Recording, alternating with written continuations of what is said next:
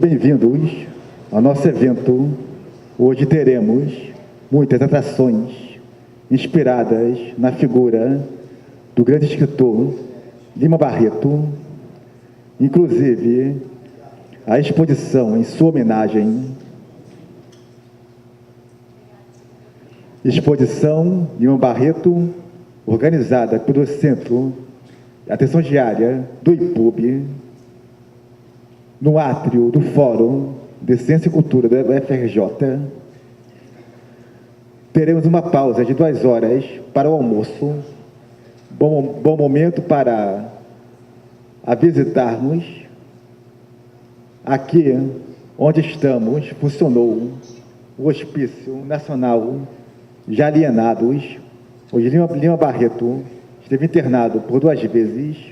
O prontuário do Lima Barreto faz parte da exposição, mas não pode sair da biblioteca do IPUB, mas pode ser consultado na própria biblioteca.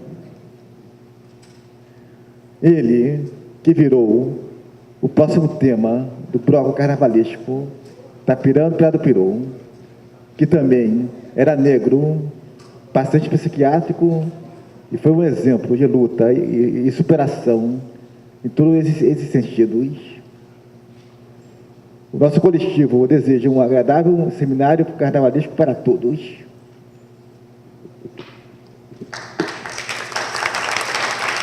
Em nome do nosso coletivo, agradecer a todos os parceiros que viabilizaram esse nosso encontro e, particularmente, a toda a equipe do Fórum de Ciência e Cultura da UFRJ, que nos acolheu aqui muito bem.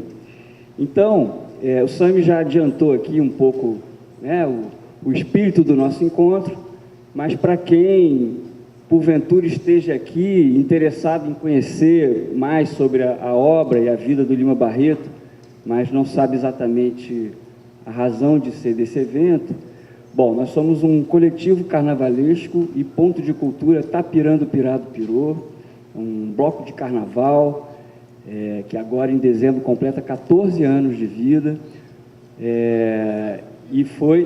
O que foi, Luiz? Não entendi, mas depois a gente vê isso aí.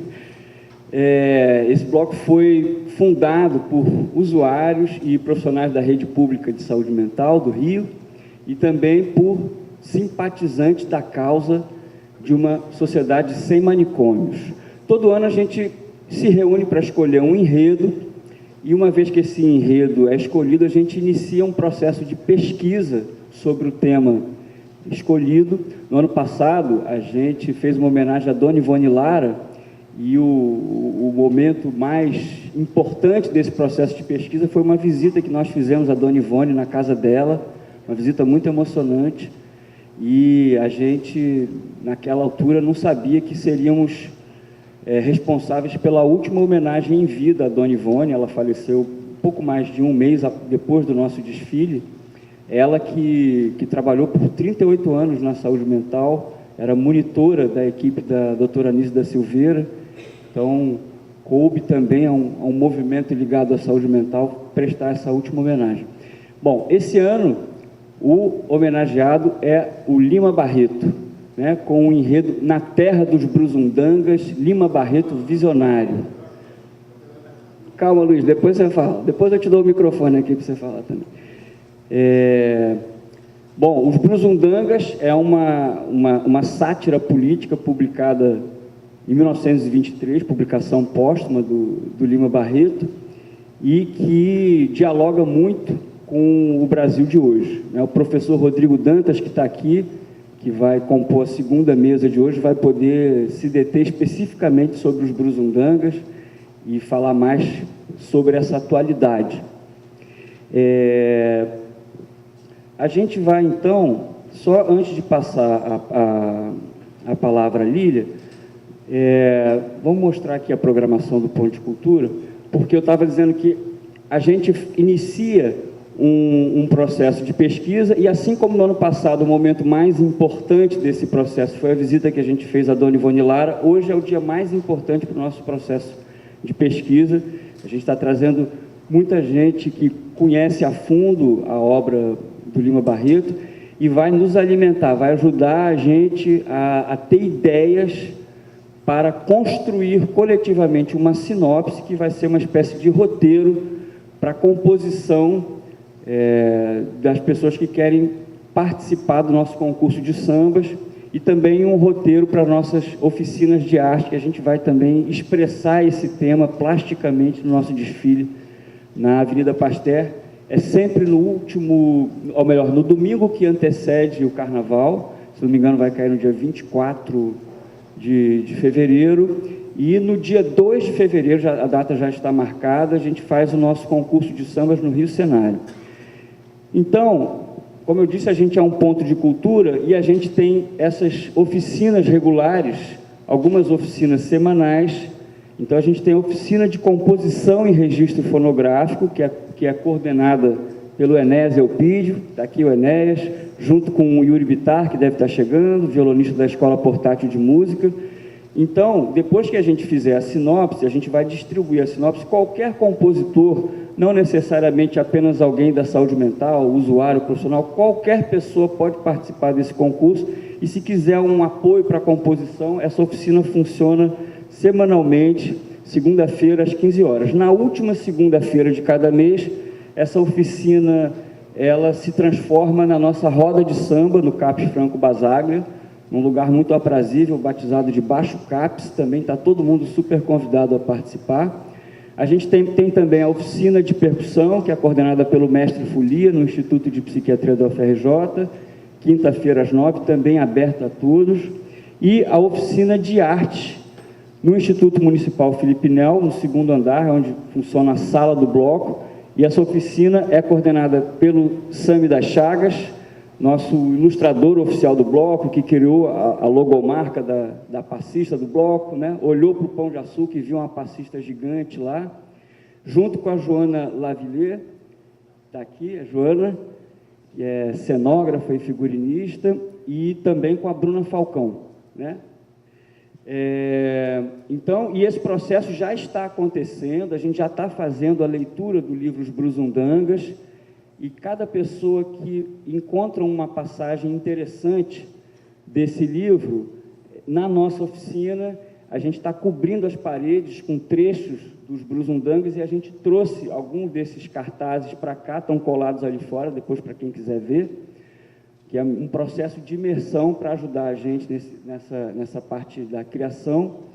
E, inclusive, como os Brusundangas, depois eu espero que após, né, a jornada de hoje, né, o nosso seminário carnavalesco, quem tiver vontade de ler a obra do Lima, os Brusundangas, ele tem capítulos com personagens arquetípicos. Então, tem o manda-chuva, tem o ministro, tem o grande financeiro, tem o deputado, tem o general. Só aí já dá para a gente ver um pouco da atualidade dele.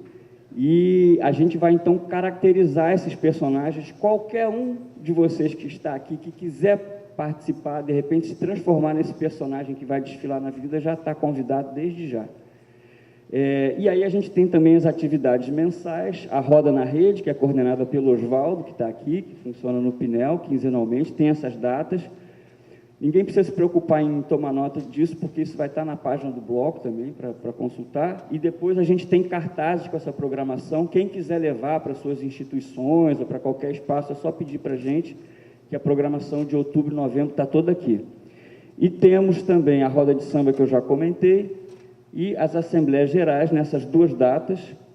E temos uma atividade que essa é bem específica e conectada com esse momento de hoje, que é a construção coletiva da sinopse. Então, é importante que, ao longo do dia, todo mundo que quiser se engajar na construção do nosso desfile, for tomando nota sobre as impressões de tudo que vocês vão escutar hoje. A gente vai ter 2 encontros para conversar sobre o dia de hoje. Vai ser também no Pinel, na sala do bloco, no segundo andar. Essa atividade vai ser coordenada pela Nelly de Almeida, que é uma das coordenadoras. A gente tem um conselho com 12 coordenadores, ela não está aqui hoje, mas ela vai estar organizando essa atividade. E, então, é a construção coletiva da sinopse. Bom, então é isso, sem mais delongas. Antes quero só dar alguns informes. A gente está com umas barraquinhas, tem a cooperativa da Praia Vermelha, uma cooperativa feita por usuários também de saúde mental, com apoio dos profissionais, com produtos que estão sendo vendidos ali fora, a oficina de geração de renda para os usuários, só lembrar que a gente não pode consumir nada aqui dentro. E a gente tem também uma barraquinha com alguns produtos produzidos na oficina do papel Pinel, que é coordenado pela Esther, que está aqui. Sami participa também. Inclusive, a logomarca do bloco foi criada no papel Pinel antes mesmo da criação do bloco. E temos também, cadê o Abimael? Temos também a oficina de bijuterias do Instituto de Psiquiatria da UFRJ. Bom, então eu quero convidar à mesa a nossa conferencista, Lília Morix Schwartz. A Lília é autora, talvez, a principal biografia do Lima Barreto, né, que foi tema da penúltima Flip, lá de Paraty. Então, a gente está muito contente com a sua participação, Lília. E a Lília, bom, todo mundo tem o folder, né? É historiadora, antropóloga e professora titular da Faculdade de Filosofia, Letras e Ciências Humanas da USP. A Lília vai fazer uma conferência de 40 minutos, ela selecionou algumas imagens do Lima Barreto que ela vai exibir aqui, e depois desses 40 minutos a gente vai ter 20 minutos para ter um bate-papo, para o público poder fazer perguntas, e depois a gente segue com a programação. Adeus. Bom, já pus meu botão, obrigada. É uma alegria estar aqui com vocês, participando dessa atividade, desse coletivo tão especial, né? Tá pirando, pirado, pirou, e mais salto. E, sobretudo, falando do Lima Barreto, que, enfim, passou por internação, reagiu ao internamento, enfim, passou 2 vezes, né? Em 14 e 18. Também estava conversando com o Alexandre que vai ser uma situação engraçada, porque ele não era propriamente um fã de samba, né? Então vai ser uma homenagem, vamos dizer, a contrapelo, sei lá, mas a gente pode pensar um pouquinho. Ele era a favor da reação, ele era a favor de um outro Rio de Janeiro, diferente daquele da Primeira República, né? Uma Primeira República que prometeu muita inclusão social e entregou muita exclusão social. Eu pensei, até ouvindo mais o Alexandre, perguntando a ele, como nós vamos ter uma mesa só sobre os Brusundangas, né, que vão ser o tema aqui do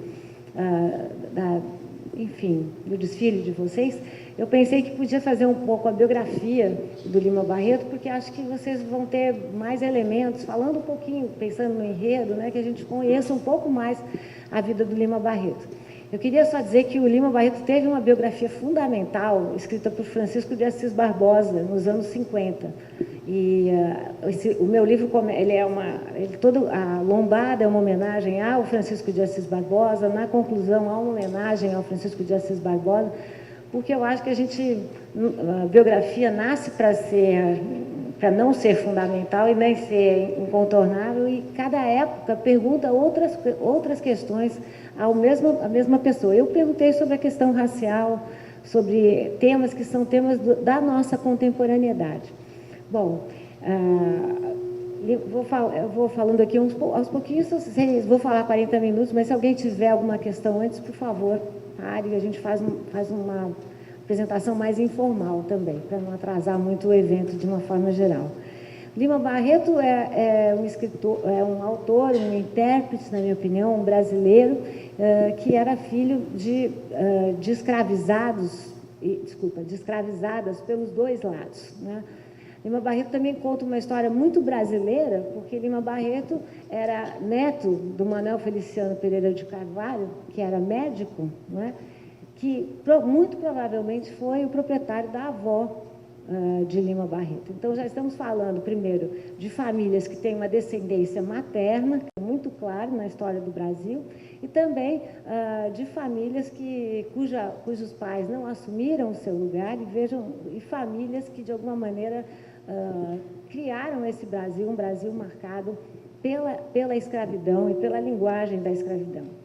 Essa imagem que vocês não estão vendo, mas que vocês verão, é a imagem do pai de Lima Barreto, João Henriques. Né? João Henriques, na minha opinião, Eu sei que vocês não vão interpretar Policarpo Quaresma, mas, na minha opinião, João Henriques é Policarpo Quaresma. Ou seja, João Henriques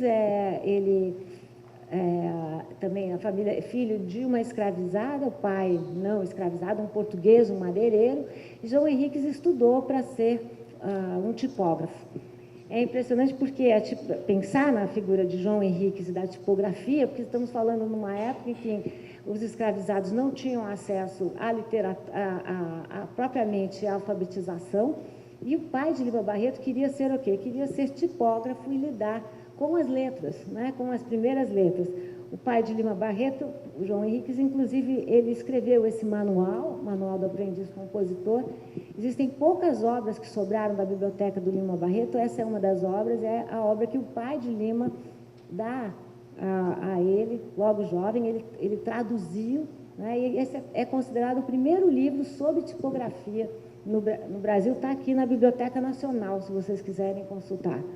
O pai do Lima também fez parte dessa publicação, da revista tipográfica, né? Enfim, fez parte desse mundo da tipografia e tinha uma carreira que iria muito mais à frente, se não fosse a proclamação da República, e já vou falar um pouquinho sobre ela. Essa é a mãe de Lima Barreto, Dona Amália Augusta. Dona Amália Augusta, que com seus 16 anos, a foto é antiga e talvez não está dando para ver tão bem, talvez se a gente... Não vai dar, mesmo apagando a luz não vai dar. Talvez um pouquinho, porque são todas fotos antigas, então, quem sabe ajuda um pouco, Alexandre, se a gente apagar. Enfim, Dona Amália Augusta, que vocês a veem com 16 anos, vocês podem notar como ela olha resoluta, de uma forma muito direta para o fotógrafo. Ela também estudou para ser mestre-escola, ela tinha uma escola em Laranjeiras, né? E vocês veem que os Lima Barretos vão construindo uma história, que é uma história de que a abolição viria, não pela letra fria da lei, mas a abolição vinha como? Vinha pela educação. Essa era a única maneira de conseguir, de fato, a liberdade. O casal Lima Barreto vai morar em Laranjeiras, né? Essa é uma foto de Laranjeiras um pouco mais tardia, mas dá para ver como vocês têm uma mistura de grupos, né? Um palacete de um lado, as casas mais que eram na época chamadas, ainda são, de cortiços, né? Ou seja, moravam muitas famílias, a praça de touros lá no fundo, um monte de crianças brincando, ou seja, os Barretos começaram uma vida imaginando um Brasil independente, um Brasil livre, melhor dizendo, livre, sem escravizados, mas que não dependeria da Lei Áurea, que nós sabemos não foi um final, foi um processo de luta, que Isabel não concedeu um presente. Essa ideia é muito importante e vai ficar muito encravada no Lima Barreto, que é essa ideia de que, enfim, a gente luta pela liberdade, a gente luta por direitos, né? Eu acho uma ideia muito clara em Lima Barreto. Mas a mãe de Lima Barreto, Dona Amália, infelizmente, sofreria de uma das maiores causas da mortalidade nesse contexto no Brasil, que era a tuberculose. Ela teve um parto depois do outro. Primeiro foi Nicomedes, o primeiro filho de Dona Amália, que não sobrevive. E Lima Barreto veio ao mundo no dia 13 de maio, porém 7 anos antes da abolição da escravidão. Esse é um dado que pode ser útil para vocês construírem uma sinopse. Lima Barreto, que se bateu tanto contra o racismo, nasceu no dia 13 de maio, 7 anos antes, mas ele diria no seu diário que essa era uma espécie de premonição, tanto que ele escreveu no diário íntimo, né, ele escrevia lá, ele disse, hei de finalizar uma história da escravidão no Brasil. Ele não fez esse projeto, fez vários outros, mas a sua associação com o 13 de maio, tanto pelo seu nascimento como o que significou o 13 de maio, é muito evidente. Aqui só um pouco como era a moda nos balneários, se vocês tiverem uma parte sobre, por acaso, uma parte sobre a tuberculose. Aqui é um outro colégio, um colégio Abílio, que era um colégio de elite, mas que ficava ao lado do colégio da Dona Amália, que era um colégio para meninas. Dona Amália não sobreviveria, teria mais outros 3 filhos. Evangelina, que seria uma grande amiga de Lima Barreto, ela talvez deva entrar na sinopse. Ela foi durante toda a vida amiga mais próxima, e mais outros 2, sobretudo Carlino, que estaria na polícia, e mais um outro irmão que trabalharia na Central do Brasil, que eu vou falar sobre ela. A dona Amália faleceria em dezembro de 1887 e, portanto, não teve tempo de saber, conhecer a ideia de um Brasil sem mais escravos. Aqui são imagens da Lei Áurea. Lima Barreto conta várias vezes como o pai dele o levou para o momento do 13 de maio, sumiu, tá aqui, tá certo. Olha, sumiu aqui, mas... Bom, eu vou abaixando. Sumiu, pronto. Várias vezes ele contou como seu pai o levou nos ombros para assistir à missa do 13 de maio, e o próprio Lima Barreto tem um trecho quase um testemunho dele, em que ele conta como a sua professora, a dona Teresa, chegou num belo dia, entrou na sala e falou para os garotos na escola: não há mais escravos no Brasil. E Lima Barreto ficou com aquela ideia, a professora falava muito de liberdade, e o primeiro trecho que ele escreve, ainda menino, ele disse: Dona Teresa nos contou que no Brasil todos eram livres. Eu, na minha idade, não sabia muito bem o significado da palavra, mas entendi alguma coisa. Fui para casa e falei para o meu pai: daqui para frente o senhor não pode mais me colocar de castigo. Então, vejam que ele vai compreendendo a ideia da liberdade, que é uma ideia muito forte para Lima Barreto, de muitas maneiras. Esse texto ele voltaria muitas vezes, cada vez mais desanimado com a falta de liberdade existente no Brasil. Ele também descreve muito essa situação, ele diz: eu vi Isabel está nessa foto, que é uma foto montada, vocês podem ver pelas cabeças como são colocadas fora do corpo, né? Mas Isabel está lá no fundo, e ele fala: eu vi Isabel na janela, ela era muito branca, muito loura.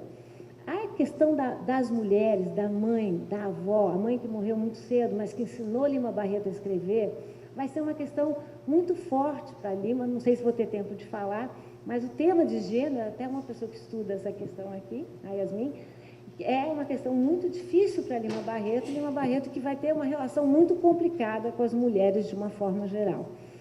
A família assiste o 13 de maio, a família também assiste a proclamação da República, e João Henriques, o pai de Lima Barreto, era muito ligado ao Visconde de Ouro Preto. Não sei se vocês lembram, mas o Visconde de Ouro Preto foi o chefe do último gabinete do Império. Com a queda do Império, cai o Visconde de Ouro Preto, que não deixa de amparar a família, enfim, e inventa para o pai de Lima Barreto que ele fosse administrador na colônia de alienados da Ilha do Governador, que ainda está lá.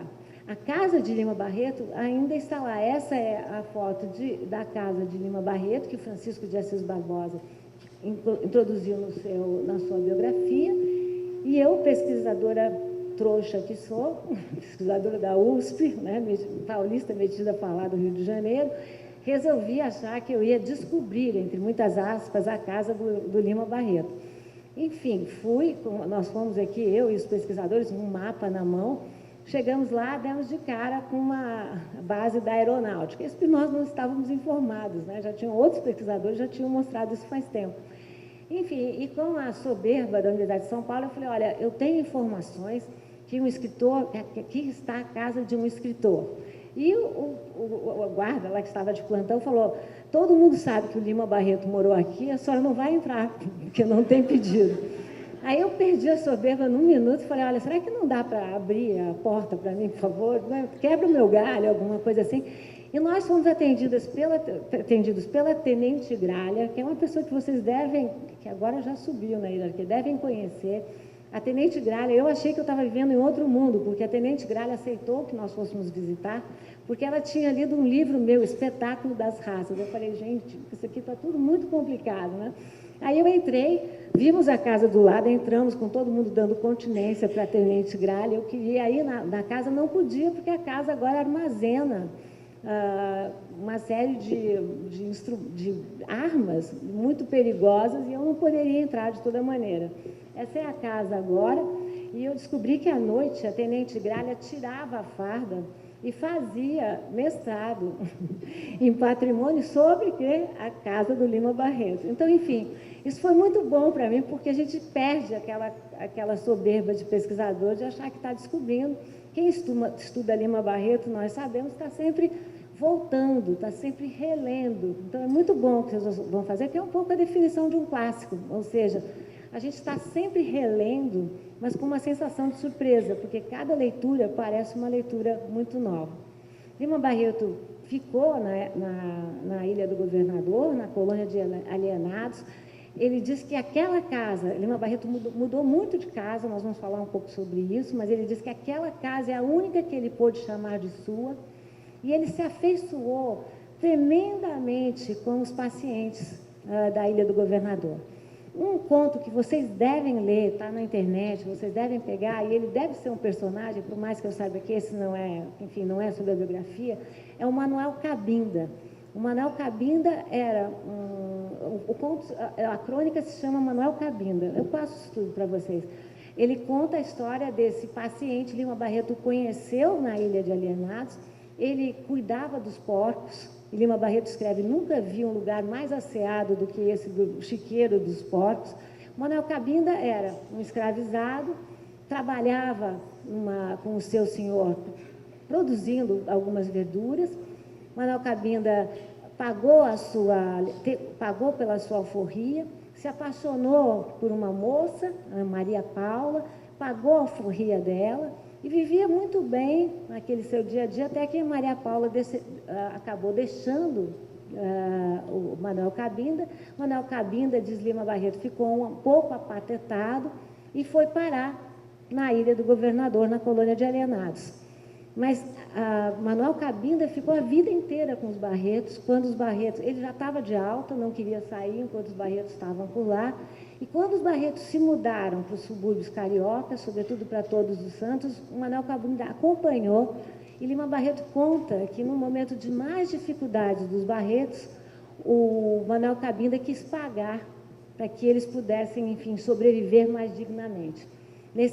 Nessa crônica que eu acho que vocês devem ler, Lima Barreto escreve, quando Manuel Cabinda morreu, eu morri um pouco com ele. Isso para vocês verem da ligação de Lima Barreto com esse ambiente manicomial e como ele tinha uma visão contrária, mas ao mesmo tempo muito afetiva. Ele morava nessa época, essas são imagens, eu não tenho uma imagem do Manuel Cabinda, continuo procurando, mas enfim, ainda vou achar. Lima Barreto e a irmã Evangelina não moravam na Ilha do Governador, eles faziam um curso em Niterói, um curso para estudantes mais abonados, um curso que era pago pelo Visconde, e Lima Barreto começa a sofrer a discriminação nesse colégio. É o primeiro momento em que ele descreve que ele não podia acompanhar os colegas que iam a Paris, que se vestiam com polainas e tudo mais. E no fim de semana, ele tomava uma barca cujo nome era Pinel. Ele tomava a barca de Niterói para a Ilha do Governador e dizia que era lá que ele fazia de fato a sua vida. Esse é o colégio onde Lima Barreto estudou, em Niterói, colégio que ele não gostava, e colégio que ele voltava sempre, só não voltou alguns finais de semana, quando estoura a Revolta da Armada. A Revolta da Armada estoura também na Ilha do Governador, e é o primeiro momento em que o pai de Lima Barreto dá sinais de ter um certo desequilíbrio mental. Ao que tudo indica, antes do casamento, ele também ficou nervoso, mas isso eu acho que é normal antes de casamento. Mas aqui, nesse momento, ele fica muito nervoso com a ideia dos revoltosos estarem na ilha, e todos o abandonaram, ele ficou lá, e ele reclama muito nas cartas que foi possível coletar. João Henrique diz o tempo todo, eu não vou suportar, eu não vou aguentar a pressão. O pai de Lima Barreto já começava a sofrer com questões muito pessoais. Esses são os boletins de Lima Barreto no liceu. Ele não era um ótimo aluno, era bom em português. Essa aqui é a certidão, né, deles. Tudo que vocês precisarem, Alexandre, vocês me pedem que eu vou passar para vocês. E Lima Barreto foi se preparar para fazer o sonho do pai. João Henriques queria que Lima Barreto fosse doutor. Só havia duas maneiras de virar doutor, sendo médico ou advogado. Lima Barreto, engenheiro, tinham três maneiras, médico, advogado e engenheiro. Lima Barreto ia ser engenheiro, que era o desejo do pai, do João Henriques. Lima Barreto consegue entrar na Politécnica, mas na Politécnica ele sente para valer o preconceito e a discriminação. Lima Barreto tinha um nome longo e parece que quando ele foi se inscrever na secretaria, o secretário falou: o que é esse mulatinho metido a besta que tem nome de rei? Ou ele contra outros momentos muito fortes, né, nessa ideia, como ele vai conscientemente construindo a ideia do racismo no Brasil. E ele tem um momento muito forte no livro que ele diz: serviram ao meu colega, que era branco e quase louro, e a mim não serviram. E ele disse: olhei para as minhas mãos e pensei, o que há de errado com elas? Uma referência às mãos que trabalharam na escravidão, né, no contexto da escravidão. Nessa época também, Lima Barreto começa a comprar uma briga com os políticos. Os jornalistas foram tão contra Isaías Caminha que não deram pouquíssimas resenhas. E Lima Barreto escreve: a pior censura é o silêncio. Mas como ele não se conformava, na época da eleição do Hermes da Fonseca, ele foi contra o Hermes da Fonseca. Vocês sabem que Hermes da Fonseca era muito ligado à Secretaria da Guerra, e Lima Barreto trabalhava onde? Na Secretaria da Guerra. Ele cria esse folheto chamado O Papão, que ele distribuía, em que ele acabava com a imagem do Hermes da Fonseca. E Lima Barreto vai ser chamado para ser jurado, em 17 de dezembro de 1910, contra os policiais que tentaram impedir uma passeata que se manifestava contra o futuro presidente Hermes da Fonseca, movimento esse que resultou em 2 assassinatos. Lima Barreto, coitado, foi chamado para ser jurado, para julgar justamente 2 Vanderleis, 2 chefões da Secretaria da Guerra. Ele não tinha o que fazer, então essa imagem de Lima Barreto que está aqui é uma imagem que não é exatamente Lima Barreto, porque ele teve que se vestir para ser jurado. Ele fala: me vestir para julgar os Vanderleis. Lima Barreto está... Eu vou passar essas imagens para vocês não vão conseguir ver, mas Lima Barreto está aqui, ele é o segundo, né? Os Vanderleis são condenados em primeira instância, depois eles vão ser absolvidos, quando Lima Barreto não era mais secretário, e Lima Barreto escreve: eu condenei um Vanderlei e sei que não subo mais na carreira como funcionário público, como de fato ele não subiu mais. Também, aqui estamos em 1911, e ele é chamado para escrever um romance, é uma encomenda da Gazeta. Esse romance se chama Numa e a Ninfa. Eu vou dar um spoiler para vocês, mas vale a pena, já que não vai ser esse o romance homenageado, para vocês entenderem o que é Lima. Lima Barreto vai comprar uma briga com os políticos. Vejam, já comprou uma briga com os jornalistas, com os militares, agora é a vez dos políticos. Esse romance trata de Numa e a Ninfa. Numa era um estudante de direito numa cidade do Nordeste. Ninfa era filha de um grande proprietário do Nordeste, já tinha 35 anos, e ambos acharam que era bom casar. Se vocês forem olhar, Lima Barreto sempre caceta o casamento. Ele era anarquista e achava que o casamento era uma instituição burguesa. Então, enfim, Numa e a Ninfa fazem um casamento de conveniências e vêm para o Rio. Numa vai virar um deputado muito famoso pelos seus discursos, muito inflamados, né? Mas um dia, o que ninguém sabia era que não era Numa que escrevia os discursos, era a Ninfa que escrevia.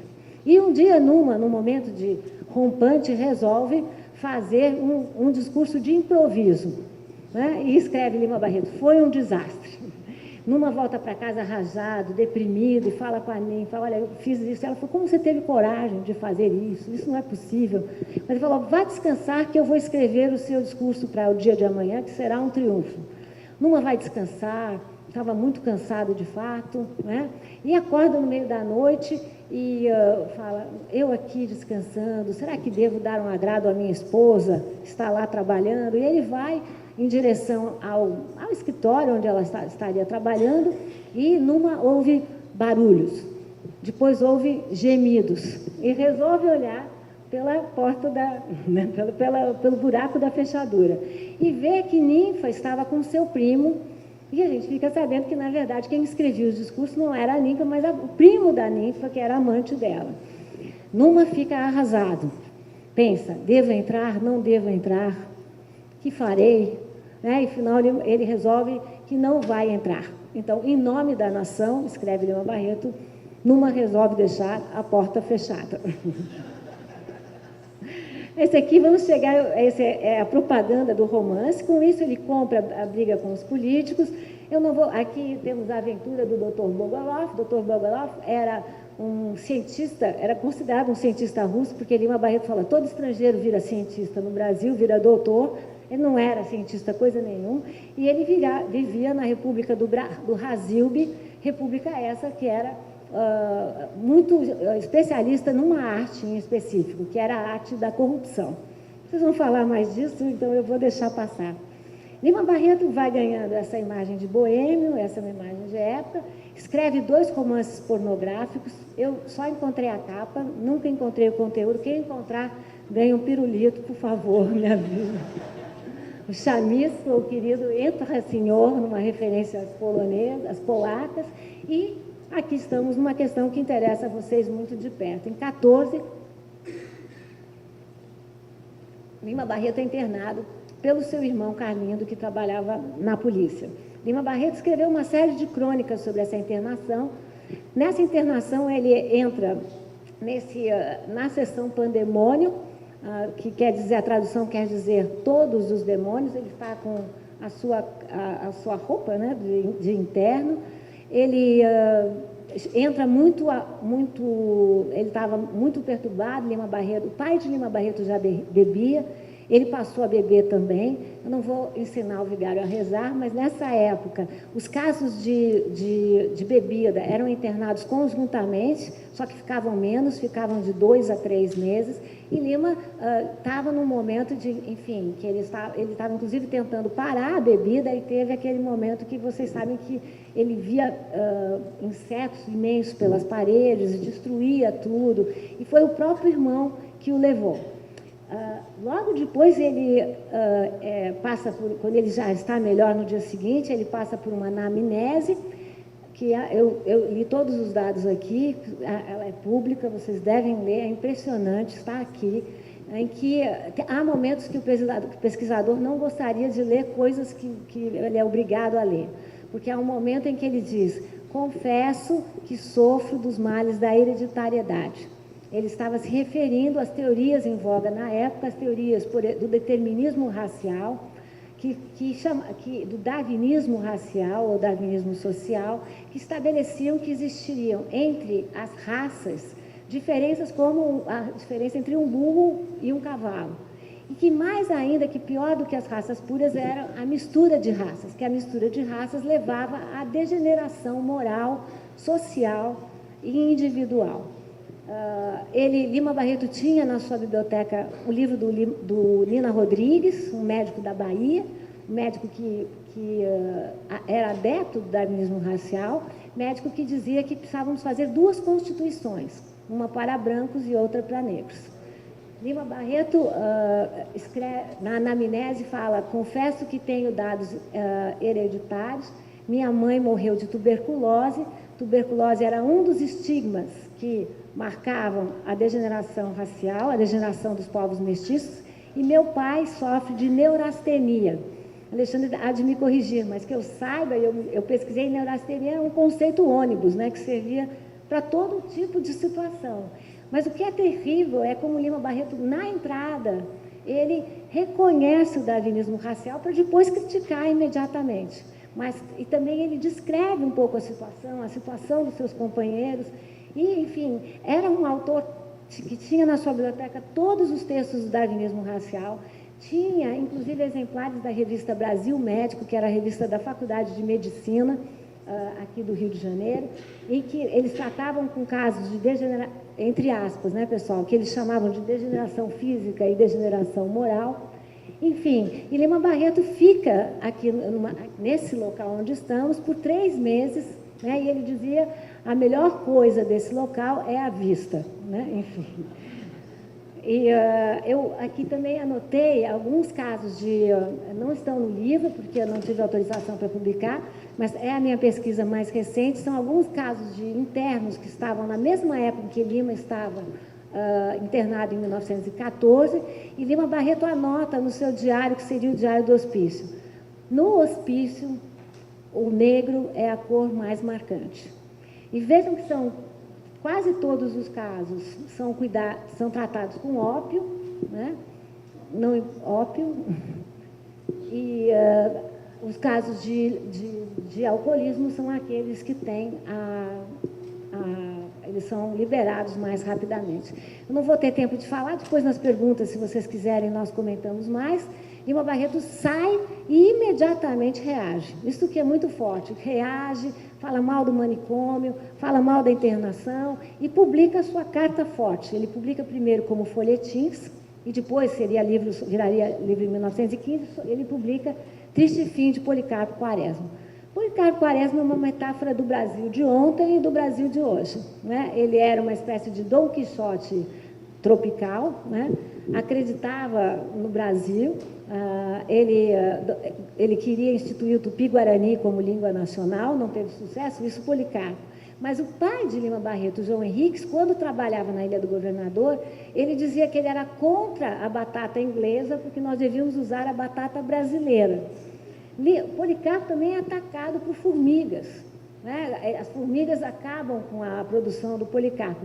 E na Ilha do Governador, o João Henrique se queixava das formigas também. Inclusive, esse dia que eu fui passear com a Tenente Gralha, nas 2 vezes, eu vi muitos formigueiros grandes e achei, na época, uma propaganda de como eliminar formigas. Então, o que vai acontecendo? Lima Barreto vai cada vez mais fazendo dos seus personagens uma projeção de si.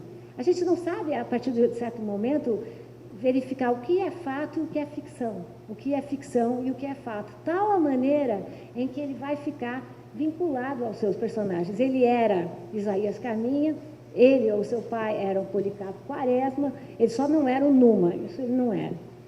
Isso é uma imagem do Lima Barreto na época, foi uma matéria que fizeram, o jornalista diz, fui encontrar Lima Barreto no seu habitat, era um bar, né? E Lima Barreto estava cercado de cervejas e eu perguntei, Lima Barreto, tu tá borrado? E ele fala, eu tô borrado, vamos beber mais. Então, vocês vejam que também houve de fora para dentro um biografismo de Lima Barreto que a gente deve combater, ou seja, essa ideia de um autor eternamente boêmio, de um autor que não sabia, que não era cuidadoso com os seus originais. Isso não é verdade. Eu achei originais que ele escreveu e reescreveu mais de 5 vezes. Mas é impressionante como um escritor negro, né? Esse é um Brasil de maioria negra, inclusive, né, se colocarmos pretos e pardos, teremos, nos dados do censo, teremos 52% de pretos e pardos. Nessa época, a população preta e parda chegava a 70%, e mesmo assim a gente contava nos dedos de uma mão, não quem era um autor negro, mas quem se dizia um escritor negro, que isso faz muita diferença no Brasil. E é impressionante como há esse combate à figura do Lima, né, como a biografia de uma pessoa desregrada, uma biografia de uma pessoa que bebia demais, fica talvez mais forte do que a sua literatura, uma literatura de tamanha qualidade. Isso eu chamo de reiterações na história do Brasil. Isso não é o passado, é o nosso presente também.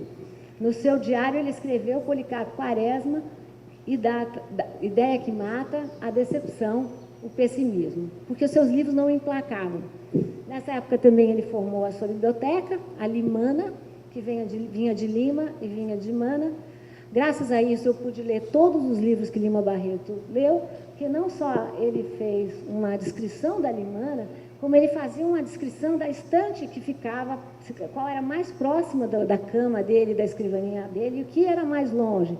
Ou seja, quais eram os livros do seu afeto e quais eram os livros que ele apenas tinha. Os livros do determinismo racial e do darwinismo estavam todos lá, mas ficavam mais afastados. O Lima era um leitor de literatura russa, ele era um grande leitor, era um leitor da literatura realista, mas, enfim, acho que vocês vão conversar mais sobre isso na outra mesa. E Lima era, cada vez mais, um escritor militante. Ele definiu a sua literatura como militante, ele tem um artigo em que ele define o que é ser militante, em que ele chama a atenção que era preciso se identificar com o mais pobre, com o mais rico, se identificar com a dor dos outros, e em que ele diz que o Brasil era um país muito jovem e com muitos problemas, e que, na opinião dele, o papel do literato era fazer uma literatura, de alguma forma, plasmada pelo seu país. Lima Barreto escreve na revista ABC, essa foi a revista que ele escreveu por mais tempo, é uma revista anarquista. Lima Barreto estava internado no Hospital Militar, no contexto das greves que estouram no país. Ele escreve muito sobre as greves, mas ele estava internado porque tinha tomado um outro pileque, uma outra bebedeira, tinha quebrado a clavícula, enfim, mas ele escreve sobre as greves, se encanta com as greves anarquistas, apesar de não fazer parte. Escreve o No Ajuste de Contas, um artigo em que ele define a sua literatura e termina dizendo Ave Marx, e começa agora a falar muito mal da Academia Brasileira de Letras. Ele tem uma relação ambivalente com os escritores também, ou seja, ele tenta entrar 3 vezes na academia, como não consegue entrar, cada vez que ele não entra, ele fala pior dos escritores, fala mais mal. Diz que era um bando de perobas, né? Um bando de engraxados, né? Que são os termos que ele usa em relação à academia. Essa é uma imagem do Paulo Barreto, João do Rio. Outro momento em que eu não fiquei encantada com Lima Barreto é a relação que ele tem com João do Rio. Ele fica muito zangado, que é João do Rio que entra e ele não entra. E ele, no próprio romance Recordações do Escrivão Isaías Caminha, ele chama João do Rio de pitecantropos eretos, de orangotango, e tem uma reação muito viril, muito machista, muito homofóbica contra a homossexualidade de João do Rio. Então, eu sempre acho que fazer biografia não é exercício de elevação, né? A gente não precisa elevar, mas a gente tem que, de alguma maneira, acho que todo biografado que eu convivi mais de 12 anos fazendo essa biografia, você tem uma relação que às vezes é um amigo próximo, às vezes é um amigo distante, às vezes é um parente da sua intimidade, e às vezes é uma pessoa que você discorda, né? Nós somos assim também. Essa é uma imagem de Coelho Neto. O escritor que Lima Barreto mais detestava era Coelho Neto, porque Coelho Neto gostava de futebol, outro porque ele dizia que Coelho Neto fazia uma literatura absolutamente estrangeirada. Coelho Neto começa muito bem, depois escreve demais, faz uma literatura muito oposta à de Lima Barreto, e Lima Barreto provocava, dizia coisas do tipo: Coelho Neto vai coelinizar o Brasil, Coelho Neto vai encher o Rio de Janeiro de colunas gregas, esse será o seu legado. Esse era um Lima Barreto. Isso aqui é na terceira vez que ele abre mão de concorrer na Academia Brasileira de Letras, e essa é a ficha da segunda internação de Lima Barreto em 1918. Nesse momento ele entra mais caído, porque ele não entra pela mão do irmão. Na primeira internação sabiam de quem ele era filho, então o funcionário já sabia da neurastenia, mas também sabiam que ele era escritor, sabiam que ele era funcionário público. Dessa vez ele entra quase como um indigente. Tem uma crônica dele que fala do caminho dele no Camburão, indo de volta, né, aqui para o manicômio. É muito impressionante ver o trabalho do funcionário que faz a anamnese. Em 1914, Lima Barreto foi caracterizado como branco. Um pouco esse uso social que nós fazemos da cor, né, da cor social. Como ele era funcionário público, ele era branco. Nessa segunda internação, em 1918, o funcionário anota pardo.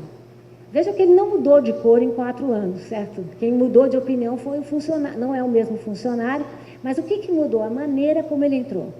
Ele entra, ele recebe essa vez um caderno e lápis do Juliano Moreira, ele gosta muito de Juliano Moreira, e por causa de Juliano Moreira, ele anota o que seria depois o Diário do Hospício. Ele não só o Diário do Hospício, como ele começa a fazer o romance chamado Cemitério dos Vivos. Lima Barreto está tão misturado, tão contaminado nesse momento, que muitas vezes no seu diário ele escreve o nome dos seus personagens e nos seus livros de romance ele escreve o seu nome. Aqui vocês têm o original do Cemitério dos Vivos, não sei se vocês conseguem ler, mas lá está escrito Lima Barreto. E ele corta e ele depois coloca o nome do personagem, que chamava ou Vicente Mascarenhas ou Flamínio. A gente pode interpretar, sobretudo nesse lugar, de muitas formas. A gente pode dizer que Lima Barreto estava um pouco não discernindo a realidade da ficção. Mas a gente também pode dizer que Lima Barreto estava ficcionalizando a sua vida. Eu não sei se eu tenho a permissão de dizer isso nesse lugar, mas eu acho que ele ia ficcionalizando de tal maneira que ele muitas vezes, enfim, vertebrava na assinatura. Cemitério dos Vivos, por exemplo, ele conta a história de um homem que, diferente dele, casou, mas como ele bebia, era funcionário público, bebia demais e acabou internado, enfim, nesse local que ele chama de cemitério dos vivos. Vejam a força da crítica ao manicômio, né? A ideia de que o manicômio representava um cemitério de almas vivas. Essa é uma caricatura de Lima Barreto, não corresponde também muito a ele, eu vou mais rápido para a gente poder acabar logo. Aqui um conto muito interessante que saiu na careta, que ele brinca com a ideia do funcionário público. Publica Vida e Morte, de J. Gonzaga de Sá. Quem publica é Monteiro Lobato. Monteiro Lobato sai bem dessa história, por incrível que pareça, né? Monteiro Lobato, que está sobre essa mira agora, a questão do racismo, enfim, presente nos seus livros. Monteiro Lobato é muito importante para Lima Barreto nesse momento. O livro não vai bem, ganha só uma menção honrosa da Academia Brasileira de Letras, e Lima Barreto faz um comentário no diário em que ele diz: a capa matou o livro. Enfim, nunca era ele o problema, né? Era a capa. Ele conhece, então, um colega que é o Dr. Ranulfo Prata, que ele conheceu quando ele esteve internado no Hospital Militar, não no manicômio, né? E esse Ranulfo Prata propõe um trabalho para que ele fosse com ele conhecer Mirassol e que ele ficaria limpo, que ele ia sair da bebedeira. Tudo ia muito bem, até que Lima Barreto foi convidado a dar uma palestra. Ele detestava dar palestras. Ele falava que palestras eram para os bonitões, né? Ele tem uma outra crônica que se chama Essa Minha Feiura, em que ele associa a cor negra com a forma social que se trata a cor negra, né? Então, veja que ele vai articulando todos esses elementos. Ele foi convidado no dia da palestra, ele não aguentou, foi encontrado na sarjeta, bêbado, e voltou para o Rio de Janeiro, muito chateado, muito frustrado consigo mesmo. Mas a gente tem a palestra que ele daria, que é uma palestra maravilhosa, que se chama O Destino da Literatura, em que ele define o que é ser um literato militante. Ele nunca leu essa palestra, mas ele não podia saber, mas esse virou uma espécie de testamento de Lima Barreto. Se vocês quiserem, eu passo para vocês também. Estamos aqui acabando. Lima Barreto mantém uma troca de cartas com Monteiro Lobato. Isso aqui eu acho muito interessante, porque é uma resposta de Lima ao Monteiro Lobato. O Lobato perguntou a ele onde ele morava, porque ele não conseguia encontrar o endereço, e o Lima Barreto responde: eu não sou quilombola, não. Eu acho muito impressionante que nós estamos falando aqui em 1920, como o Lima vai manipulando esse tipo de termos, que são termos atuais agora, na nossa contemporaneidade. Essa é uma receita que eu adoraria que vocês analisassem, porque é uma receita dada pelo Dr. Alberto Duque Estrada, que era o médico dos Barretos, que era uma receita para controlar a saúde e a bebedeira. Amigos meus médicos disseram que curar a bebedeira não curava, mas que matar, matava, né? Então, acho que você vai ter interesse em ler essa... Enfim, 1922, estamos terminando. 1922 foi o ano que não foi para Lima Barreto, foi o ano da sua morte. 22 se abriu com dois fatos muito fortes. De um lado, o centenário da independência do Brasil. Estamos quase para chegar nos 200 anos. Lima Barreto foi... A última vez que se viu Lima Barreto no Rio de Janeiro, nas ruas do Rio, ele que era um personagem das ruas do Rio também, foi, por ocasião do centenário, ele foi cobrir o centenário para a revista Fonfon e não gostou. Escreveu: os brasileiros andam contaminados por essa patriotada ridícula. Vejam que é um Lima Barreto que não fica exatamente aonde querem que ele esteja. Nessa época também, ele publica, ele recebe a revista Claxon, a revista dos modernistas paulistanos, tudo em 22, das mãos de Sérgio Buarque de Holanda. Sérgio Buarque de Holanda, que na época era um jovem escritor e dandy. As descrições do Lima Barreto do Sérgio Buarque de Holanda são muito engraçadas também. Como eu convivo com a família Holanda, eu tentei não mostrar as descrições, mas enfim, de um dandy meio assim, de segunda época, esse tipo de coisa. Ele recebe a Claxon, a revista dos modernistas paulistanos, acha que Claxon tem jeito de buzina, que buzina era coisa de modernidade, que modernidade era coisa de bovarismo e que ele era contra a Claxon. Ele escreve um artigo atacando a Claxon e dizendo que os paulistas tinham descoberto, né, aqui é uma brincadeira com o futurismo, né, o tal do Marinette, ele fala, todo mundo conhece Marinette. Ele não gostava de São Paulo, por exemplo, Graça Aranha, ele chamava de Desgraça Aranha, não é que eu acho o nome ótimo. E o que acontece é que a Claxon devolve um artigo forte contra Lima Barreto, desautorizando Lima Barreto. Eu torço como pesquisadora que ele não tenha lido, talvez ele não leu, porque nós vamos chegando aqui em novembro, quando os paulistanos escrevem essa carta, e Lima Barreto vai ficando cada vez mais ensimesmado, cada vez mais preso à sua casa, né?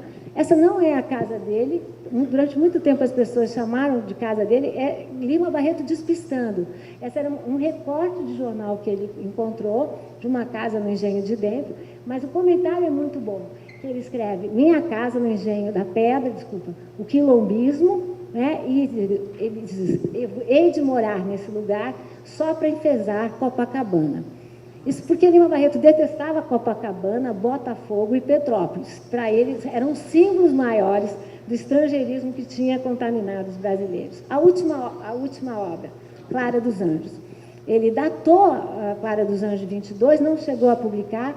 Clara, que é um livro muito atual, um livro de uma moça que vivia nos subúrbios, uma moça romântica e vivia de imaginar o seu príncipe encantado que iria chegar, enfim, que acaba seduzida, estuprada e só na vida, né? Ele diz, a última frase é impressionante, conosco todas as coisas más acontecem. Chegamos em novembro de 22, Lima Barreto tinha contraído o que ele achava ser um resfriado. Na verdade, não era um resfriado, ele estava com uma pneumonia, ele não tinha como saber. E, nesse momento, o médico dos Barretos avisa que o pai, João Henrique, tinha 2 dias de vida. A Evangelina fica, portanto, eu tenho a planta da casa, então eu consigo imaginar exatamente a casa deles. A Evangelina ficava entre atender o pai, que já delirava totalmente, e o Lima Barreto, que estava resfriado. Ela conta que, por mais que ele estivesse proibido de beber, que ela deu uma pinguinha para ele ficar mais animado, e que o Lima falou, vá cuidar do pai, porque eu me viro. E ele estava lendo, na época, a Revue de Le Monde, que ele assinava, a revista dos 2 mundos, ele que falava e escrevia e lia fluentemente em francês. E quando a Evangelina voltou para vê-lo, ela estranhou que ele estava muito calmo, e Lima Barreto tinha falecido de um infarto no miocárdio, também provocada pela sua condição geral, ele que já suava muito, andava com as juntas inchadas, já não andava muito bem, e ele morreu com a revista dos 2 mundos sobre o seu rosto, né? Ou seja, ele que foi um autor que sempre viveu entre 2 mundos e, ao mesmo tempo, em todos esses mundos. Essa era um pouco a história que eu queria contar para vocês, com mais um anexo. A relação de Lima Barreto com seu pai sempre foi uma relação muito problemática, porque ele, de alguma maneira, o acusava pela vida que ele não teve. Ele que dizia, ó literatura, ou me dá o que peço, ou me mata, morreu aos 41 anos, né, porque racismo mata, e porque, enfim, esse mundo de exclusão social também mata. Um dia depois, falece João Henriques, o pai de Lima Barreto. E os 2 foram enterrados em Botafogo. Então, enfim, até o fim da vida, Lima Barreto professou essa sua alma rebelde, essa sua alma contrariada, e que, de alguma maneira, não se encaixava em qualquer lugar que ele estivesse. Teria muito mais coisas para contar, mas acho que já está bem, já cumpri mais do que os meus 40 minutos, e eu queria ouvir vocês um pouquinho. Então, agradeço demais a atenção.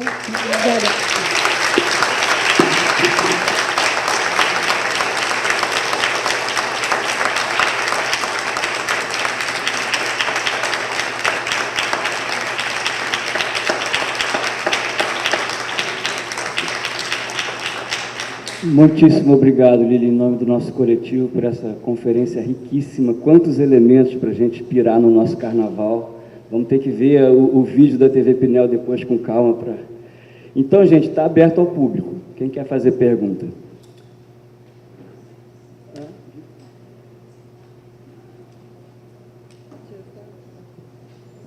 Quem quer fazer alguma pergunta?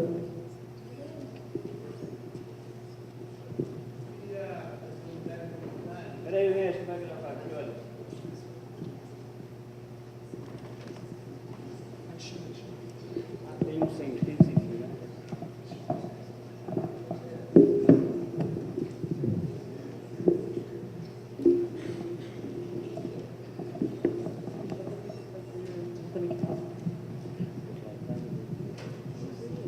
Bom dia a todos, meu nome é Enésio Elpidio.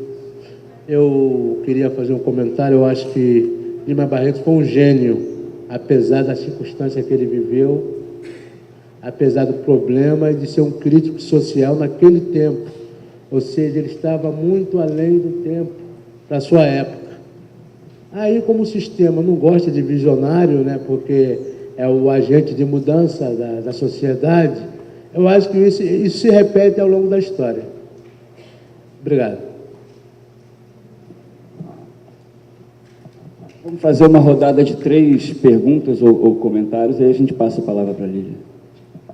Bom dia, Lília. Eu sou Yasmin. Eu queria fazer na verdade, um comentário.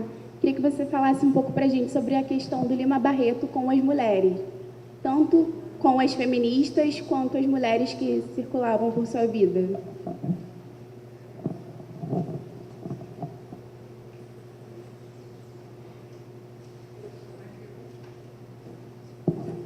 Oi, Ana Maria Rebouças, jornalista aqui. Você falou uma coisa que me marcou bastante, o racismo mata, né? E você não falou, mas eu acho que talvez pudesse falar um pouquinho, sobre se o racismo piorou muito mais depois da República, quando, né, houve a libertação dos escravos e tal. Queria ouvir sua opinião. Então, essas perguntas, vou comentar. Vamos lá. Enésio, concordo totalmente com você. Eu acho que ele tem uma genialidade fora do lugar, né? Ele mesmo sabia disso. Talvez se ele vivesse hoje, ele teria mais guarida a crítica que ele fazia ao racismo, a crítica feroz que ele fazia ao racismo. No momento em que ele escreveu, a República estava mais para confraternização, né? Quer dizer, e também para tentar esquecer a escravidão. Isso que é muito impressionante. Dizer que a escravidão era uma questão do passado. Não era. Na época da Lei Áurea, na época da Lei Áurea, existiam vários projetos mais conservadores, que previam a indenização dos senhores. Veja só, eu acho que tinha que dar indenização para os ex-escravizados, não para os senhores. E projetos mais de inclusão, que previam uma certa inclusão social, alfabetização. O projeto que ganhou com a Isabel, a nossa famosa Lei Áurea, foi uma solução de compromisso, que não, tentou agradar todo mundo e não deu nenhuma condição. Então, já junto com a pergunta da Ana, que eu acho que, como eu sempre digo, a gente sabe quando começa o período de pós-emancipação, que é 13 de maio de 1888, mas eu não sei dizer quando acaba. Se nós formos pensar nos dados que nós temos hoje, dos nossos censos, a gente sabe que as mulheres negras são as que menos recorrem à medicina preventiva. Não porque não querem, não conseguem. As mulheres negras são as que ganham menos. Se você pensar os salários nacionais, esses dados são todos públicos. Se a gente pensar na questão da saúde, a discriminação de pretos e negros é evidente. Se nós pensamos na questão do trabalho, essas são questões evidentes. Nós sabemos que nós estamos matando uma geração de negros aqui pertinho, nos nossos subúrbios, não só no Rio, nos subúrbios, nas periferias, e mesmo assim nós não comentamos, né? Quer dizer, nós não damos cara a esse fenômeno. Tivemos, Marielle faleceu, onde está a resposta ao assassinato de Marielle? Enfim, eu poderia multiplicar esses exemplos, Ana, para dizer que o racismo é um tema incontornável da agenda republicana brasileira. Eu sou branca, sou mulher, né, e eu defendo um antirracismo branco, né? Ou seja, não me parece que os brancos podem falar no lugar, não tenho protagonismo, porque também não tenho o mesmo tipo de sofrimento e a mesma discriminação, mas eu concordo com Angela Davis, nos Estados Unidos, e com Sueli Carneiro, aqui no Brasil, de que a questão do racismo não é uma questão exclusiva dos negros, porque, afinal, eles não produziram, né? Que é uma questão da nossa sociedade. Então, eu penso que esse antirracismo branco que eu defendo, ele tem que ser feito com atos, né?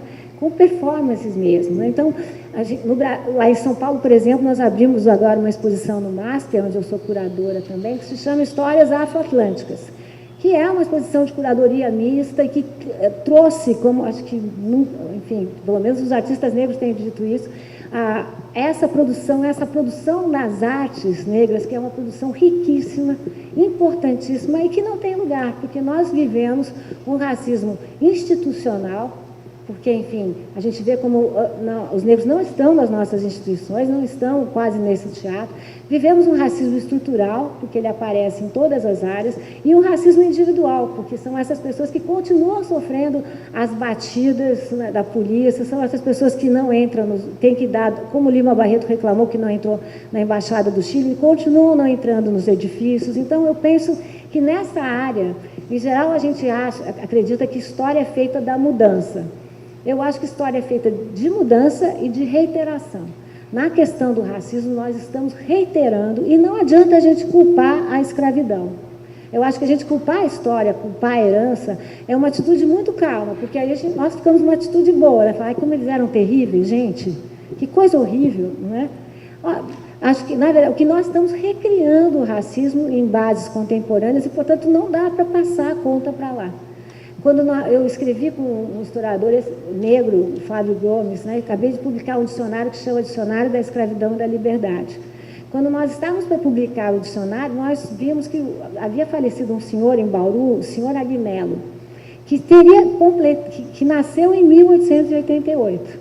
Portanto, ele faleceu em dezembro, ele teria completado 130 anos agora.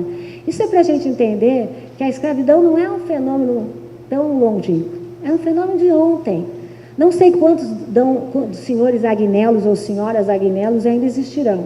Não sei quantos filhos de senhores e senhoras Agnellos, que agora teriam em torno de 85 anos, existirão. Mas os netos e os bisnetos do seu Agnello estão por aí.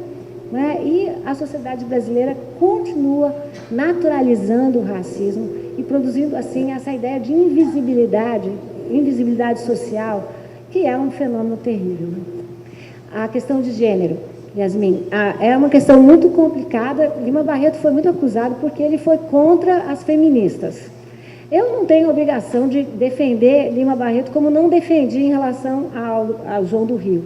Mas em relação ao feminismo, acho que vale a pena, você que está fazendo um trabalho, que você leia todos os textos que ele escreveu sobre o feminismo. Porque ele era contra o feminismo branco e de elite.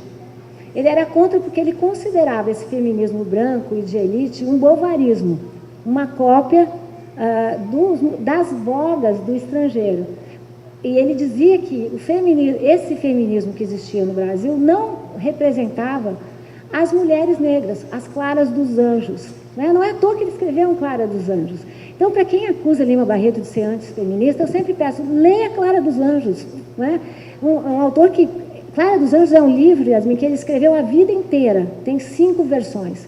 E ele só dá por terminado em 22, mas é um livro de defesa das mulheres negras e de uma situação dessa que nós sabemos que vivemos uma cultura do estupro, mas uma cultura do estupro que atinge ainda mais as mulheres negras. Então, eu acho que ao invés das pessoas atacarem o Lima nesse aspecto, vale a pena ler o que ele está dizendo. Na parte pessoal, né, ele tinha, sim, aí uma dificuldade. Eu tenho procurado uma série de documentos, a gente tem que ter muito cuidado. Eu achei, por exemplo, um documento aqui, a anamnese de Lima Barreto dizia que ele tinha sífilis.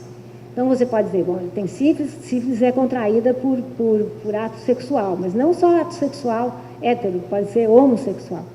Eu coletei todos os artigos que ele fez sobre a sua relação com as mulheres. É sempre uma relação muito ambivalente. Elas passam rapidamente de prostitutas a princesas. Eu também coletei um documento, que esse é bem raro, em que Lima Barreto diz que teria ido a um prostíbulo de menores, e ele se recusa a entrar. E o grande amigo dele, Bastos Tigres, diz, você não é disso, Lima Barreto. Se eu fosse uma pesquisadora mais irresponsável, eu logo insinuaria uma questão de homossexualidade. Mas não dá para dizer nada disso, porque talvez ele estava sendo contra a prostituição das menores, e talvez o amigo tenha dito, você não é disso, justamente porque ele não era a favor desse tipo de atividade. Eu sei que a Yasmin está pesquisando, esse é um grande tema, a gente tem que achar outros documentos. Né? Na minha biografia eu sempre digo, até o momento, não sei. né? E eu acho que a Gomes Novos, biografia é assim, nasceu para ser superada, né? Por exemplo, Monteiro Lobato, Lima Barreto afirma que veio a São Paulo e encontrou. Monteiro Lobato diz que nunca o encontrou. Então, o que eu escrevi? Até o momento, não tenho provas de que Lima Barreto encontrou com Monteiro Lobato. Então, eu penso assim, qualquer biografia, como diz o Jorge Duby, um historiador que eu gosto muito, é filha do seu tempo, né? E cabe a vocês, as novas gerações, nos superarem em muito, né? Eu vou aguardar aí o seu trabalho. Obrigada.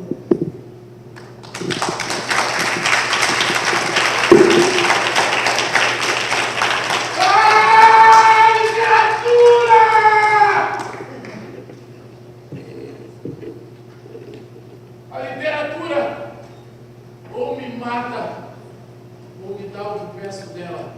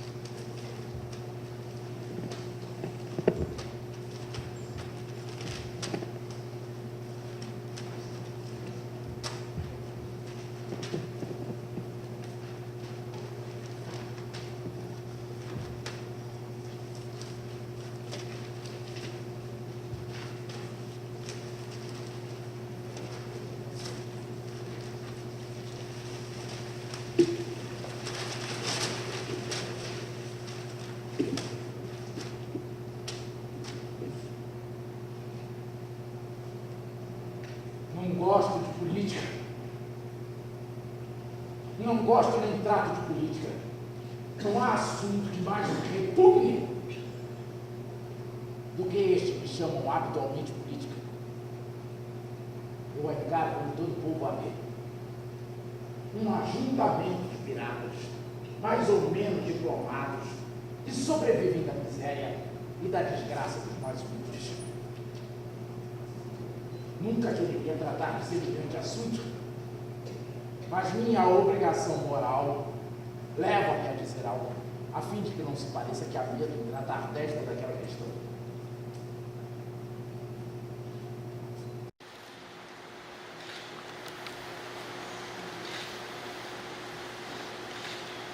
A República no Brasil é o regime da corrupção.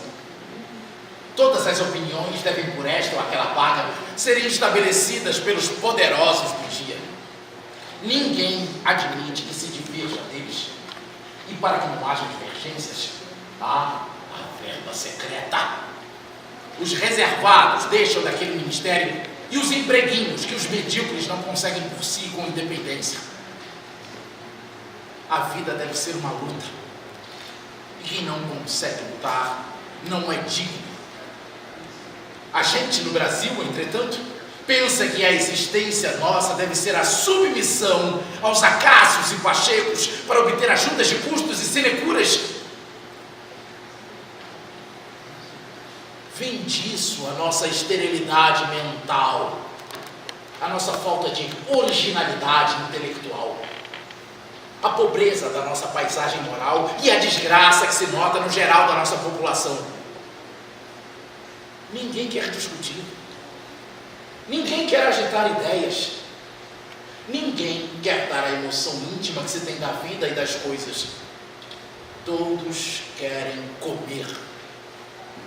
Comem os juristas, comem os filósofos, comem os médicos, comem os advogados, comem os poetas, comem os romancistas, comem os engenheiros, comem os jornalistas. O Brasil é uma vasta comilança.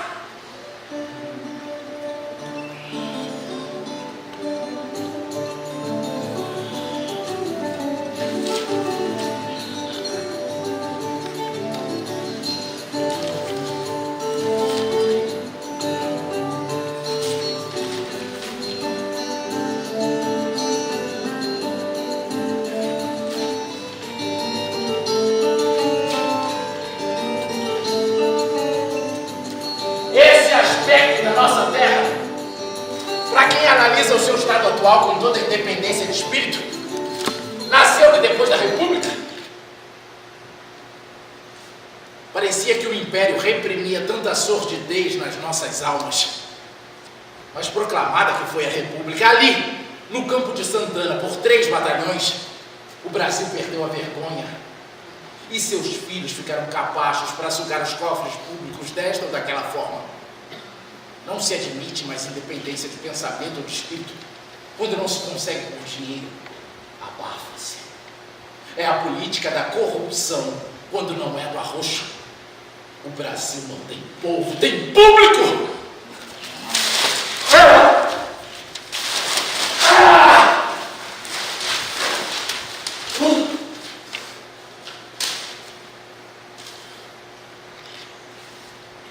Outubro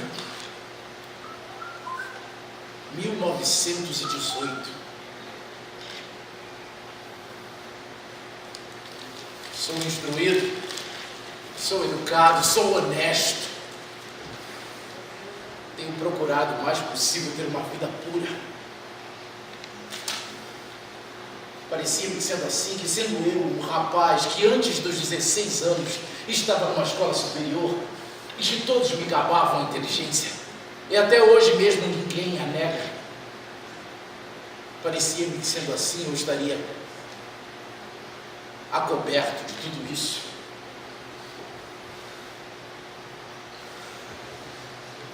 Mas eu e a sorte e eu nos juntamos, nos irmanamos de tal sorte. Oh, sorte! Que vinha passar por transes desses. Desde a minha entrada na escola politécnica, que venho caindo de sonho em sonho. E agora que estou perto dos 40 anos, embora a glória tenha me dado beijos furtivos, eu sinto que a vida não tem mais sabor para mim.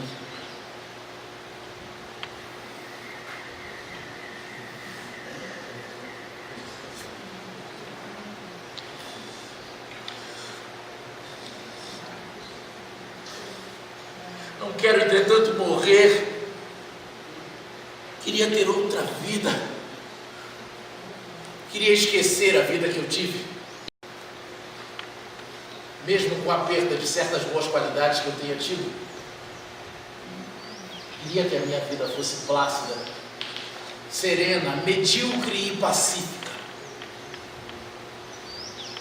como a de todos.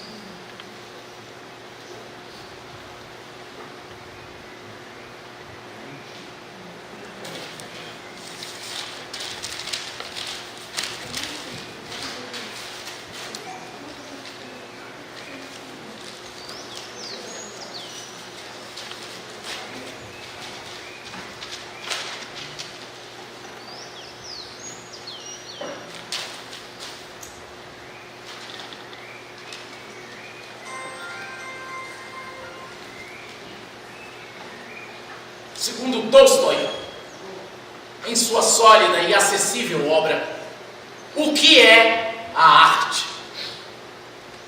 O fundador dessa absconsa ciência foi o filósofo alemão Baumgarten, que a definia como tendo por objeto o conhecimento da beleza, sendo que esta é o perfeito ou o absoluto percebido pelos sentidos e tem por destino excitar e deleitar este ou aquele desejo nosso. Uma porção de definições da ciência estética se baseia como esta na beleza, tendo cada uma delas um determinado critério do que seja belo, do que seja beleza. Mesmo que a Grécia, o que não é verdade, tivesse por ideal de arte realizar unicamente a beleza estética, esse ideal não podia ser o nosso, porque com o acúmulo de ideias que trouxe o tempo, com as descobertas modernas que alargaram o mundo e a consciência do homem e outros fatores mais, o destino da literatura e da arte deixou de ser unicamente a beleza, o prazer, o deleite dos sentidos, para ser coisa muito diversa. ver o fim. O prazer da arte, o que ela nos proporciona, é imitar os homens de uma moralidade primitiva, como os selvagens que não veem na alimentação outro alcance que não seja da satisfação agradável que lhes proporciona a ingestão de alimentos. Quer dizer, o homem, por intermédio da arte, não fica adstrito aos preceitos e preconceitos do seu nascimento, de sua pátria, de sua raça. Ele vai além, mais longe que pode, para alcançar a vida total do universo e incorporar a sua vida na do mundo. Os homens só dominam os outros animais e conseguem, em seu proveito, ir captando as forças naturais, porque são inteligentes. Sua verdadeira força é a inteligência. E o progresso e o desenvolvimento desta decorrem do fato de sermos nós, animais sociáveis, dispondo de um meio quase perfeito de comunicação, que é a linguagem, com a qual nos é permitido somar e multiplicar a força de pensamento do indivíduo, da família, das nações, das raças e até mesmo das gerações passadas, graças à escrita e à tradição oral, que guardam as conquistas e cogitações mentais deles e as ligam às subsequentes.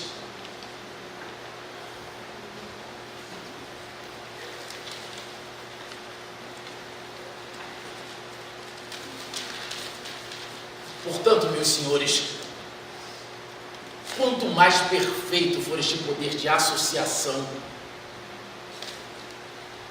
quanto mais compreendermos o outro, que nos parece à primeira vista mais diferente, mais intensa será a ligação entre os homens e mais nos amaremos mutuamente, ganhando com isso a nossa inteligência, não só a coletiva como a individual. A arte, tendo o poder de transmitir sentimentos e ideias sob a forma de sentimentos, trabalha pela união da espécie. E assim trabalhando, concorre para o seu acréscimo de inteligência e de felicidade. Ela sempre fez baixar das altas regiões, das abstrações da filosofia e das inacessíveis revelações da fé, para torná-las sensíveis a todos, as verdades que interessavam e interessam a perfeição da nossa sociedade. Ela explicou e explica a dor dos humildes aos poderosos e as angustiosas dúvidas destes àqueles. Ela faz compreender humildes e poderosos as almas dos homens, dos mais desencontrados nascimentos, das mais diversas épocas, das mais divergentes raças. Ela se apieda tanto do luminoso, do vagabundo, quanto de Napoleão prisioneiro, ou de Maria Antonieta subindo a guilhotina. Ela, não cansada de ligar as nossas almas umas às outras, ainda nos liga à árvore, à flor, ao cão, ao rio, ao mar e à estrela inacessível. Ela nos faz compreender o universo, a terra, Deus e o mistério que nos cerca e para o qual abre perspectivas infinitas de sonhos e de altos desejos, fazendo-nos assim tudo compreender, entrando nos segredos da vida e das coisas. A literatura reforça o nosso natural sentimento de solidariedade com os nossos semelhantes, explicando-lhes os defeitos, realçando-lhes as qualidades e zombando dos fúteis motivos que nos separam uns dos outros. Ela tende a obrigar a todos nós a nos tolerarmos e nos compreendermos, e por aí nós nos chegaremos a amar mais e perfeitamente na superfície do planeta que rola pelos espaços sem fim. O amor sabe governar com sabedoria e acerto. Não é à toa que Dante diz que ele move o céu e a alta estrela. Atualmente, nessa hora de tristes apreensões para o mundo inteiro, não devemos deixar de pregar, seja como for, o ideal de fraternidade e de justiça entre os homens e um sincero entendimento entre eles. E o destino da literatura é tornar sensível, assimilável, vulgar esse grande ideal de poucos a todos, para que ela cumpra ainda uma vez a sua missão quase divina.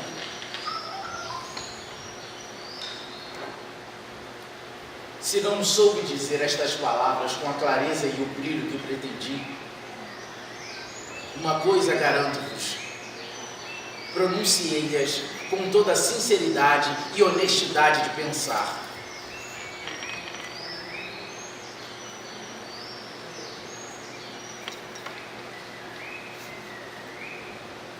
Saravá Lima Barreto!